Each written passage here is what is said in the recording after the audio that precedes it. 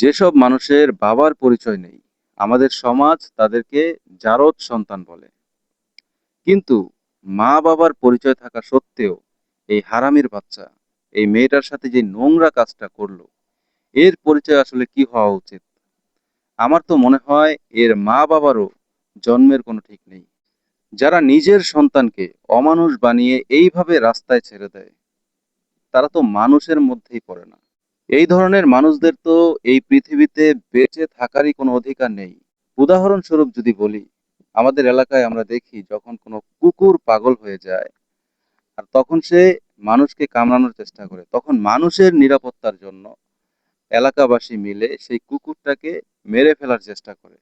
সেটা সুই দিয়ে হোক অথবা লাঠি চটা দিয়ে পিটিয়ে হোক। ঠিক একই রকম ভাবে মানুষেরই নিরাপত্তার জন্য এই সমস্ত অমানুষদের এই পৃথিবীতে বেঁচে থাকার কোনো রাইট নেই। আপনি একটাবার চিন্তা করেন, একজন মানুষের হৃদয় কতটা নিকৃষ্ট হলে একটা মেয়েকে এইভাবে অসম্মান করে সেই ভিডিও আবার দেশবাসীর সামনে উপস্থাপন করে।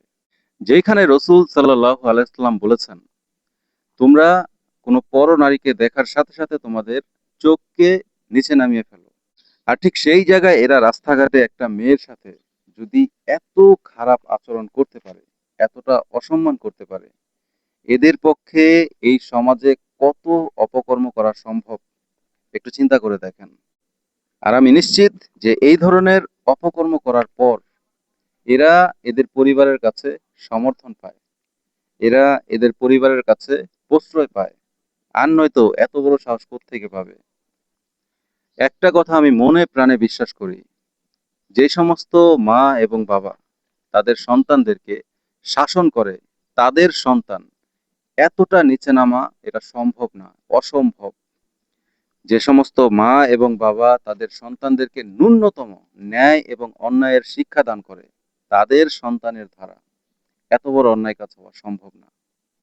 অতএব আজকে যদি এদের সঠিক বিচার না করে এদেরকে ছেড়ে দেওয়া হয়, তাহলে মনে রাখতে হবে সামনে এদের হাতেই আরো অনেক বড় বড় অপরাধ অপেক্ষা করছে।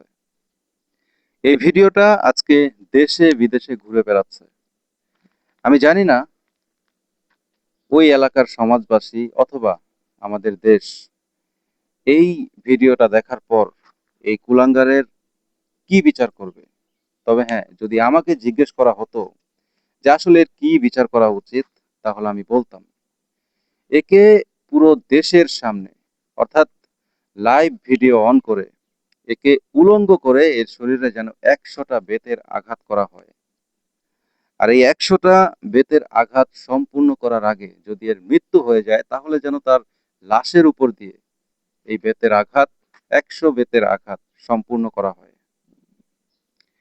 আর যদি এই ন্যায় বিচারটা সম্পূর্ণ করা হতো, তাহলে আমার মনে হয় এই পৃথিবীতে যত অমানুষ ভূমিষ্ঠ হয়েছে, তারা এই একটা বিচার দেখেই মানুষ হয়ে যেত।